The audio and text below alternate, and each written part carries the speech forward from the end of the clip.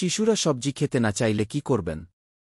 পরিবারের ছোট সদস্যরা এমনকি পরিণত বয়সের সন্তানকেও সবজি খাওয়াতে বেগ পেতে হয় অনেক মায়ের। খেতে বসে সবজি দেখলে তারা নাক সিটকায়, মুখ বাঁকায়, জেদ করে।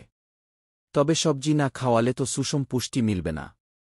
তাই অনাগ্রহী হলেও সন্তানকে সবজি খাওয়াতে হবে। কিভাবে খাওয়াবেন? এখানে রইল কয়েকটি টিপস। ১.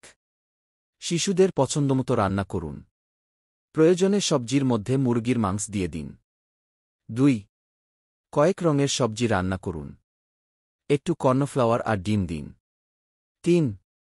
সবজি দিয়ে কাটলেট তৈরি করুন, বার্গারও করে দিতে পারেন। ৪. শিশুরা ঝাল খেতে পারে না। তাই রান্নার পরে সবজিতে হালকা চিনি মিশিয়ে দিন। ৫. সবজি কেনার সময় খেয়াল করতে হবে এগুলো যেন তরতাজা থাকে। ৬. রান্নার সময় খেয়াল রাখতে হবে সবজি কেনার পর যত দ্রুত সম্ভব রান্না করতে হবে।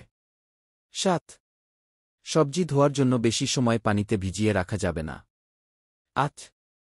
শিশুকে বোঝাতে হবে যে সবজি মানেই সেটা সব সময় বিস্বাদ নয়।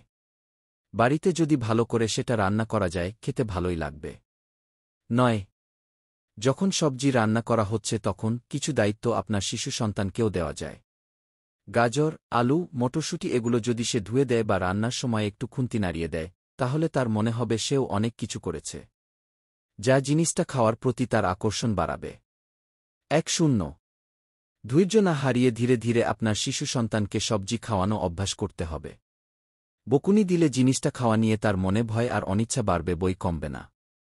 ১-১ একটা শিশুর জন্য বাবা মাই প্রথম রোল মডেল হয়।